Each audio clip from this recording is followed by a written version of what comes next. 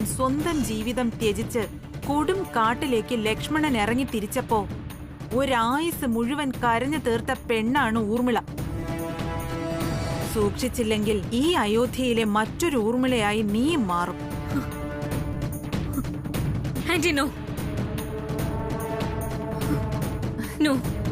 Sorry നന്ദനെ, ലക്ഷണങ്ങൾ അതാണ്. മറിച്ചാകണമെങ്കിൽ ശത്രു ഒരുക്കുന്ന ആയുധത്തിനെ തടുത്തു നിർത്താൻ ശക്തിയുള്ള മറ്റൊരായുധം വേണം നമ്മൾ കൈലേന്താൻ. എന്ന് പറഞ്ഞാൽ അവരുടെ ആയുധം രക്തബന്ധത്തിന്റെ മൂർച്ചയുള്ള ഉറുമിയാണെങ്കിൽ നീയും അതെടുത്ത് പ്രയോഗിക്കണമെന്ന് സാരം. ആന്റി എന്താ ഉദ്ദേശിക്കുന്നത്? എനിക്ക് മനസ്സിലാവുന്നില്ലല്ലോ. അയ്യോ ഡി നന്ദനെ, ഇത് സിമ്പിൾ അല്ലേ? അല്ലെങ്കിൽ തന്നെ നീയൊന്ന് ആലോചിച്ച് നോക്ക്. ഞാൻ ഈ വീട്ടിൽ കിടന്ന് ഇത്രയൊക്കെ കാണിച്ചു കൂട്ടിയിട്ടും എന്താ ആരും എന്നെ ഇവിടെ നിന്ന് അടിച്ചിറക്കാത്തത്? നീയൊന്ന് ആലോചിക്കേ. കാണട്ടെ.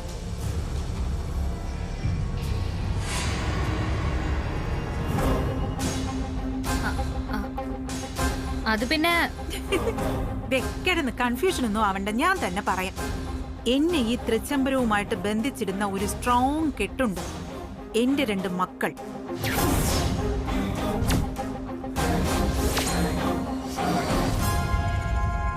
അത് അഴിച്ചു മാറ്റാൻ ഒരിക്കലും അഖില മുതിരില്ല. അഖിലയ്ക്ക് പറ്റില്ലത്. എന്റെ മക്കളെ സ്വന്തം മക്കളായി കരുതാനേ അഖിലയ്ക്ക് ആവൂ. അതുപോലെ നിനക്കും വേണം ഒരു കെട്ടുറപ്പ്. അല്ലെങ്കിൽ ഒരുപക്ഷെ ഈ അധികാരവും അവകാശവും എന്നും ഉണ്ടായെന്ന് വരില്ല. വെറും ഒരു കടലാസ് കഷ്ണത്തിൽ അവസാനിക്കുകയല്ല. ഞാൻ കൂടുതലൊന്നും പറയുന്നില്ല, നീ തന്നെ ആലോചിച്ചാൽ മതി. നന്നായിട്ട് ആലോചിക്കും. All the best.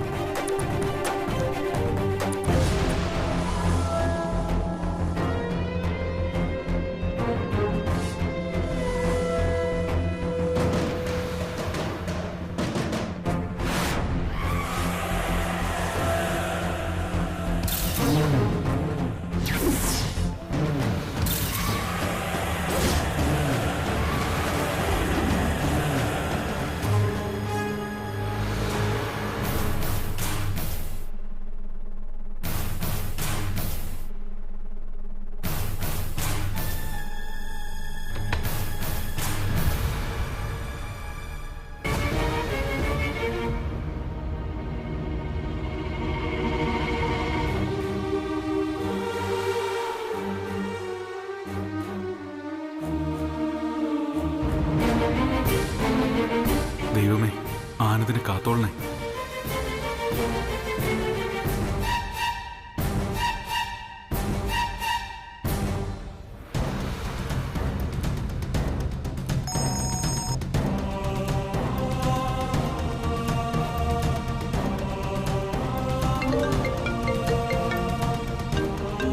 കല്യാണിയുടെ കോളാണല്ലോ. ഇപ്പൊ എന്തു പറയും? കട്ട് ചെയ്ത് കളയാൻ അറ്റൻഡ് ചെയ്യുന്ന മണ്ടത്തരോ? ഫോൺ കട്ടാക്കിയല്ലോ. വല്യകുഞ്ഞിന് എന്താ പറ്റിയേ? ഇനി വല്ല മീറ്റിംഗിലായിരിക്കോ?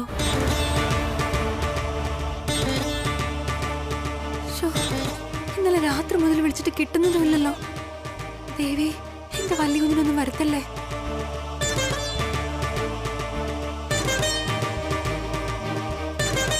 ഒന്നുകൂടെ വിളിച്ചു നോക്കാം, ചിലപ്പോ എടുത്താലോ.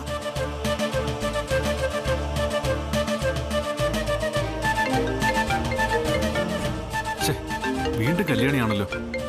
ഇനി ഫോൺ എടുക്കാതിരുന്ന കല്യാണിക്ക് സംശയം തോന്നും. ഫോൺ എടുത്ത് എന്തെങ്കിലും കള്ളം പറഞ്ഞാലോ?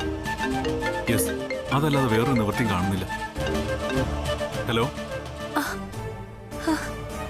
വല്യുഞ്ഞേ, ഞാൻ ആനന്ദല്ല കല്യാണി, സുബ്രഹ്മണ്യം. അയ്യോ സോറി. അല്ല സുബ്രു സാറേ, വല്യുഞ്ഞിന്റെ കയ്യിൽ നിന്ന് ഫോൺ കൊടുക്കാൻ പറ്റോ? അത്യാവശ്യമായിട്ട് എനിക്ക് വല്യകുഞ്ഞിനോടൊന്ന് സംസാരിക്കണമായിരുന്നു. ഇപ്പൊ പറ്റില്ലല്ലോ കല്യാണി. ആനന്ദൊരു മീറ്റിംഗിലാ. ഫോൺ എന്റെ കയ്യിൽ തന്നിട്ട് മീറ്റിംഗിന് കയറി. ആണോ? അതുപോലെ കഷ്ടായല്ലോ. ഇന്നലെ മുതല് ഞാൻ വല്യകുഞ്ഞിനോടൊന്ന് സംസാരിക്കാൻ നോക്കുക. മൊബൈല് പരിധിക്ക് പുറത്താണെന്നാ പറയണേ. ഞാൻ എത്ര മെസ്സേജുകൾ അയച്ചെന്നറിയോ? അത് വല്യുഞ്ഞി എടുത്ത് നോക്കിയിട്ട് കൂടിയില്ല. അത് കല്യാണി, ഇന്നലെ ഇവിടെ റേഞ്ച് പ്രശ്നമായിരുന്നു. എല്ലാ ഫോണുകളും നോട്ട് റീച്ചബിളാ കാണിച്ചത്. ഇപ്പോ രാവിലെ മുതൽ ചെറുതായിട്ട് ശരിയായി വരുന്നേ ഉള്ളൂ തോന്നുന്നു. ആ മനസ്സിലായി സുബ്ര സാറേ. പക്ഷെ എനിക്ക് വലിയ ശബ്ദം ഒന്ന് കേൾക്കണമെന്നുണ്ട്. പ്ലീസ് ഫോൺ ഒന്ന് കൊടുക്കാൻ പറ്റുമോ? എന്റെ കല്യാണി, ഞാൻ പറഞ്ഞില്ലേ ആനന്ദ് ബിസിനസ് മീറ്റിംഗിലാണെന്ന്. ഞാൻ താഴെ വേറൊരിടത്തും. ഇപ്പൊ ഒന്നും നടക്കില്ല. മീറ്റിംഗ് കഴിഞ്ഞിറങ്ങുമ്പോ ഞാൻ ആനന്ദിനെ കൊണ്ട് നിന്നെ ഫോണിൽ വിളിപ്പിക്കാം. എന്താ പോരെ? അത് പിന്നെ സുബ്ര സാറേ, സത്യം പറയണം, വലിയ മീറ്റിംഗ് തന്നെയാണോ? അതോ എന്നിൽ നിന്ന് എന്തെങ്കിലും മറച്ചു വെക്കാനായിട്ട്? മറച്ചു വെക്കാനോ? എന്തിന്? അതുകൊണ്ട് എന്ത് നേടാൻ? കല്യാണി, നിനക്കെന്നെ വിശ്വസിക്കാം. ആനന്ദ് മീറ്റിംഗിൽ തന്നെയാണ്, സത്യം. അത് വേറൊന്നും കൊണ്ടല്ല. എന്റെ മനസ്സിൽ വലിയ കുഞ്ഞിന് എന്തോ ഒരു ആപത്ത് സംഭവിച്ചെന്നൊരു തോന്നലുണ്ട്. കാണുന്നതെല്ലാം ദുർനിമിത്തങ്ങളാ. ആ ശബ്ദം ഒന്ന് നേരിട്ട് കേട്ടാലേ എന്റെ മനസ്സിനൊരു സമാധാനം കിട്ടും. മനസ്സിലായി. മീറ്റിംഗ് കഴിഞ്ഞ ഉടനെ ഞാൻ വിളിപ്പിക്കാം. ഇപ്പൊ സമാധാനത്തോടെ ഇരിക്കാൻ നോക്ക്. ഞാൻ ഫോൺ വെക്കുക.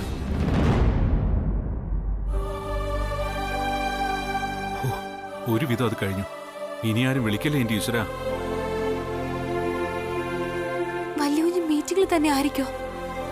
അതോ എന്നെ ഇനി ആ സാറ് പറഞ്ഞു പറ്റിക്കുന്നതാണോ? മനസ്സിനൊരു സമാധാനം ഇല്ലല്ലോ ദേവി.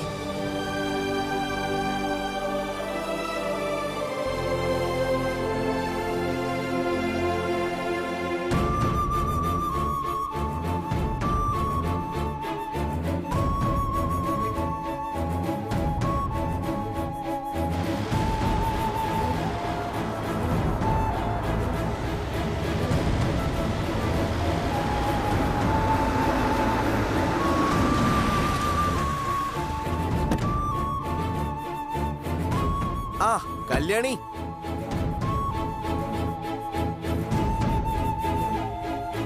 എന്തു പറ്റി കല്യാണി? മുഖം ആകെ ഡള്ളാണല്ലോ, എന്തു പറ്റി? വലിയ കുഞ്ഞിന് എന്ത് സംഭവിച്ചെന്ന് അറിയാൻ പറ്റുന്നില്ല. ആകെ ഒരു ടെൻഷൻ പോലെ. ബ്രോയ്ക്ക് എന്ത് സംഭവിക്കാൻ? നിനക്കിത് എന്തു പറ്റി ഇങ്ങനെയൊക്കെ ചിന്തിക്കാൻ? അതല്ല നീ കുഞ്ഞെ, ഇന്നലെ രാത്രി മുതല് വലിയ കുഞ്ഞിനെ വിളിച്ചിട്ട് കിട്ടുന്നില്ല. മെസ്സേജ് അയച്ചിട്ട് മറുപടി പോലും വരുന്നില്ല. ഇപ്പൊ വിളിച്ചപ്പോ സുബ്ര സാറിന്റെ ഫോണിൽ കിട്ടിയത്. ആഹാ, എന്നിട്ട് സുബ്ബണ്ണ എന്ത് പറഞ്ഞു? വലിയ കുഞ്ഞൊരു മീറ്റിംഗിലാണ്, ഫോൺ എടുത്ത് സംസാരിക്കാൻ പറ്റില്ലെന്നാ പറഞ്ഞത്. ഓഹോ, അത്രേ ഉള്ളോ? അപ്പൊ പിന്നെ മീറ്റിംഗ് കഴിയുമ്പോ വിളിക്കും, പ്രശ്നം തീർന്നില്ലേ? പിന്നെന്താ കല്യാണിക്ക് ഇനി വെറുതെ ഒരു ടെൻഷൻ? അത് സംസാരം കേട്ടപ്പോ സുബ്ര സാർ എന്നിൽ നിന്നെന്തോ ഒളിപ്പിച്ചു വയ്ക്കുന്ന പോലൊരു തോന്നൽ. എന്തോ ഒരു കാര്യം ശരിയല്ലാത്തതുപോലെ. ഒളിച്ചു വെക്കാനോ? എന്ത് ഒളിച്ചു വെക്കാൻ? അതെനിക്കറിയില്ല. വലിയ അരുതാത്തത് എന്തോ സംഭവിക്കുമോ എന്നൊരു തോന്നലാ എന്റെ ഉള്ളില്. എന്തായാലും അനിയ കുഞ്ഞ് സുബ്ര സാറിനൊന്ന് വിളിച്ചു നോക്കോ പ്ലീസ്? വിളിക്കുവോ? അപ്പൊ അറിയാലോ കാര്യങ്ങള്. ശരി, എന്നാ അങ്ങനെ ആയിക്കോട്ടെ. ഞാൻ ഇപ്പൊ തന്നെ സുബ്ബണ്ണനെ വിളിച്ചേക്കാം.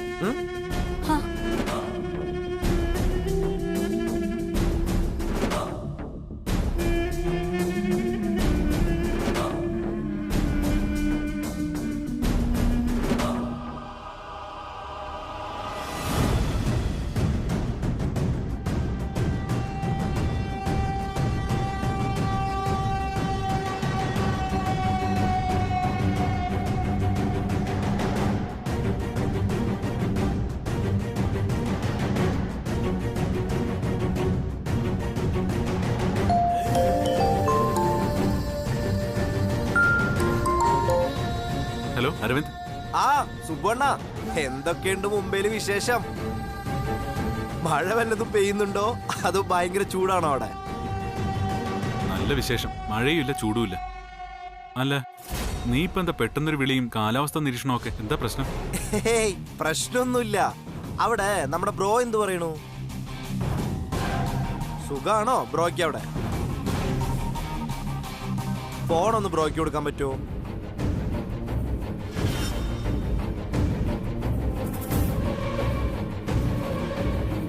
ഹലോ ഹലോ സുബ്ബണ്ണ, കേക്കുന്നില്ലേ? ഫോൺ ബ്രോയുടെ കയ്യിലൊന്ന് കൊടുക്കാൻ പറ്റുമോ? അത് അരവിന്ദേ, നിന്റെ അടുത്ത് അവിടെ ആരെങ്കിലും ഉണ്ടെങ്കിൽ അവിടെ നിന്ന് മാറി നിൽക്കോ? എനിക്ക് നിന്നോടൊരു പ്രധാന കാര്യം പറയാനാ. ഹലോ ഹലോ, റേഞ്ച് കിട്ടുന്നില്ല. ഒരു മിനിറ്റ് സുബണ്ണ.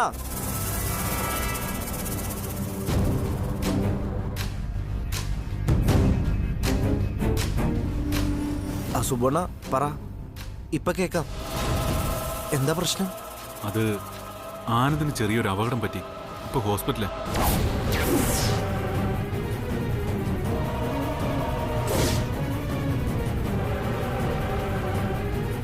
വാട്ട്? എന്തൊക്കെയാ പറയുന്നേ? എന്റെ ബ്രോയ്ക്ക് എന്താ പറ്റിയ? എന്താ ആക്സിഡന്റ്? എവിടെ വെച്ച്? ആക്സിഡന്റ് അല്ല, ആക്രമണമാണെന്ന എൻ്റെ ഒരു സംശയം. എൻ്റെ ഊഹം ഞാൻ പറയാം. ഞാൻ ഇന്നലെ രാത്രി ഒന്ന് പുറത്തു പോയി. അപ്പോൾ ഫ്ലാറ്റിൽ ആനന്ദ് തനിച്ചേ ഉണ്ടായിരുന്നുള്ളൂ. ആ സമയത്ത്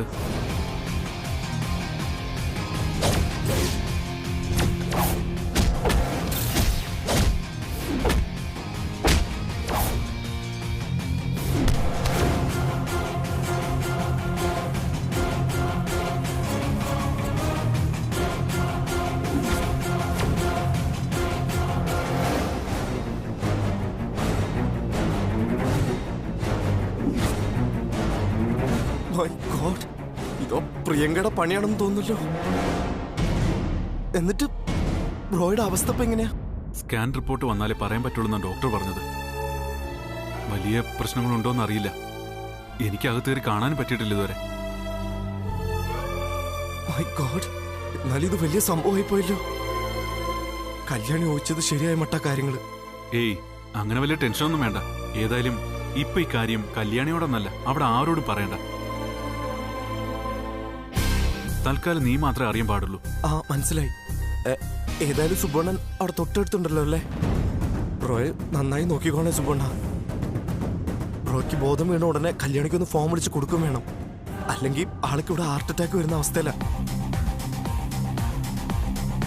അത് ഞാൻ പറയാതെ തന്നെ ആനന്ദ് ചെയ്തോളും. ഏതായാലും ഈ വിവരം തൽക്കാലം ആരും അറിയാതെ നീ നോക്കിക്കോ. ഇപ്പൊ ഫോൺ വെക്കുക. ഡോക്ടർ വരാറായും തോന്നുന്നു. ശരി ശരി വെച്ചോ. ഏതായാലും ഇപ്പൊ തന്നെ ഞാൻ അങ്ങോട്ട് വരാം. എനിക്കൊരു സമാധാനം കിട്ടുന്നില്ല. അയ്യോ, വെറുതെ അബദ്ധമൊന്നും കാണിക്കരുത്. നീ ഇപ്പൊ ഇങ്ങോട്ട് വരണ്ട. എന്തെങ്കിലും കാര്യം ഉണ്ടെങ്കിൽ ഞാൻ അറിയിക്കാം. ഇപ്പൊ തൽക്കാലം ഇതവിടെ ആരും അറിയാതെ നോക്കിയാൽ മതി. ശരി ശരി, ഓക്കെ സുബണ്ണ.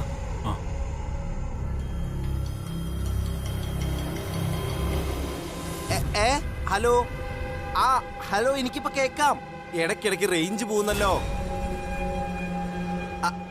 അത്രേ ഉള്ളോ? ഏതായാലും മീറ്റിംഗിന്റെ ബ്രേക്കിലെ അത്യാവശ്യമായിട്ട് കല്യാണി ഒന്ന് വിളിക്കാൻ പറയണം. ഇവിടെ കല്യാണി ബ്രോയുടെ ശബ്ദം കേൾക്കാതെ ചങ്ക് പൊട്ടി നിൽക്കാന്ന് പറഞ്ഞാൽ മതി. ഓ, അപ്പൊ ഓക്കെ. അപ്പൊ ഞാൻ ഫോൺ വെക്കാണേ. ശരി ശരി, ഓക്കെ.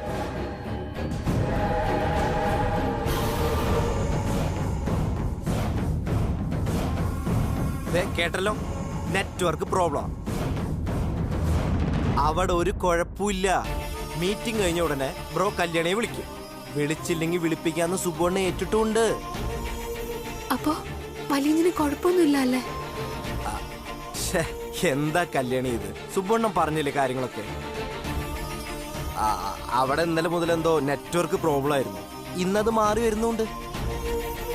ബ്രോ വിളിച്ചോളും. വെറുതെ ടെൻഷൻ അടിക്കണ്ട. കല്യാണി ചെല്ലും.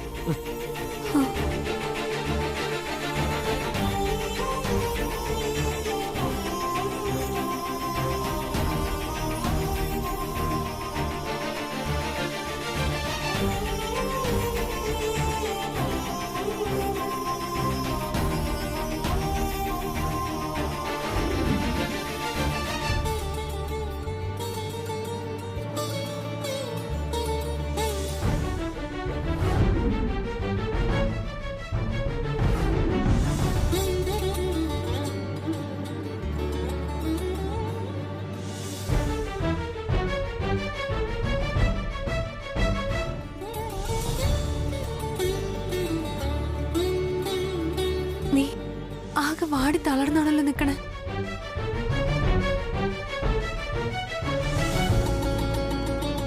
ചൂട് സഹിക്കാൻ പറ്റുന്നുണ്ടാവില്ല അല്ലേ? എന്റെ അവസ്ഥ അങ്ങനെയൊക്കെ തന്നെയാ. ഉള്ളിലുള്ളതൊക്കെ നിന്നോട് പറയുമ്പോ കുറച്ച് ആശ്വാസം കിട്ടുമല്ലോ എന്ന് കരുതിയാ ഞാൻ നിന്റെ അടുത്തേക്ക് വന്നത്. പക്ഷെ നീയാണെങ്കിൽ ഇങ്ങനെ വാടി കരഞ്ഞ് സങ്കടപ്പെട്ട് നിൽക്കുന്നു. ചില സങ്കടങ്ങൾ ഇതുപോലെ ആരോടും പറയാനും പറ്റില്ല, മനസ്സിനത് സഹിക്കാനും പറ്റില്ല. ഇങ്ങനെ ഉള്ളു പൊള്ളി നിൽക്കുന്ന നിന്നെയും എന്നെയും പോലെ. പക്ഷെ ചിലപ്പോഴൊക്കെ എനിക്ക് തോന്നുന്നത് നമ്മളിങ്ങനെ വാടിക്കരഞ്ഞ് തളരാൻ പാടില്ലെന്നാ. നീയും ഞാനൊക്കെ തളർന്ന താങ്ങാൻ ആരുമില്ല എന്നുള്ള ബോധം ഉണ്ടാവണം നമുക്ക്.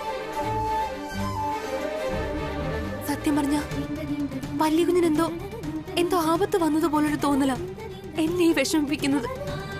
എന്റെ മനസ്സിന്റെ തോന്നലുകളൊന്നും തന്നെ വെറുതെ ആയിട്ടില്ല. ഇപ്പതാ പാടിക്കരഞ്ഞ് നിന്നെ കണ്ടപ്പോ എന്റെ ഭയം ഇരട്ടിക്കുന്നുണ്ട്.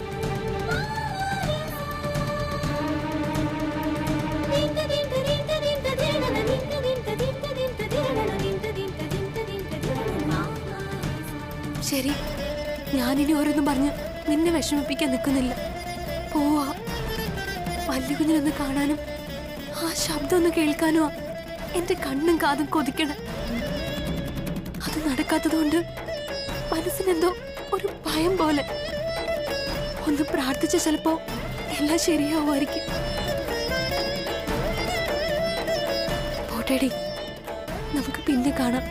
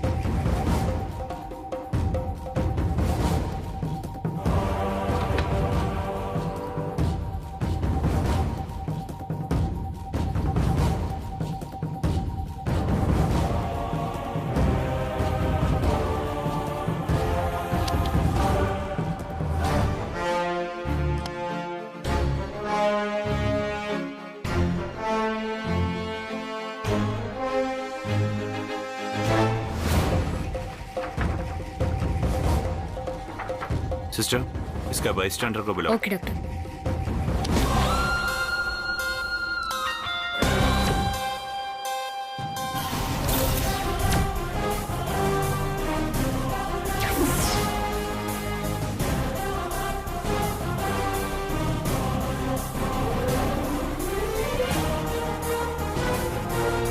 Sir, doctor विളിക്കുന്നു.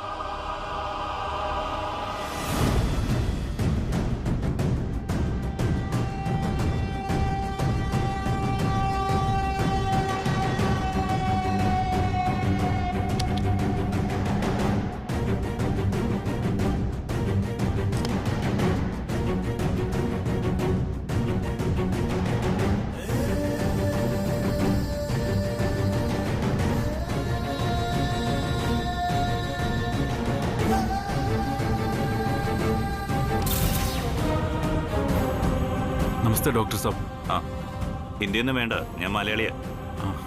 പേഷ്യന്റിന് ഇതുവരെ ബോധം വന്നിട്ടില്ല. സ്കാനിങ്ങിൽ പ്രശ്നം വല്ലതും? സ്കാനിങ്ങിലും എക്സ്റേയിലും വലിയ പ്രശ്നമൊന്നും കാണുന്നില്ല.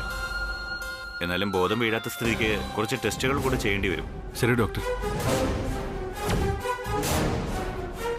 നിങ്ങൾ പേഷ്യന്റിന്റെ ആരാണ്? ഫ്രണ്ടാണ്. അങ്ങനെയാണെങ്കിൽ റിലേറ്റീവ്സിനെ ആരെങ്കിലും കൂടെ വിളിച്ചു വരുത്തുന്നത് നന്നായിരിക്കും.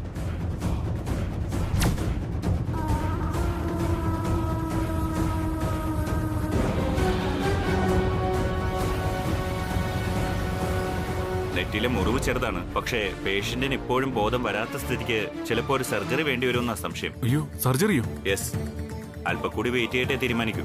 ആ, ലെറ്റ് സീ. ഏതായാലും പേഷ്യന്റിന്റെ കണ്ടീഷൻ അല്പം കോംപ്ലിക്കേറ്റഡ് ആണ്. വീട്ടിൽ നിന്ന് ആരെങ്കിലും കൂടെ വിളിച്ചോളൂ. ബാക്കി നമുക്ക് പിന്നീട് തീരുമാനിക്കാം. ശരി ഡോക്ടർ.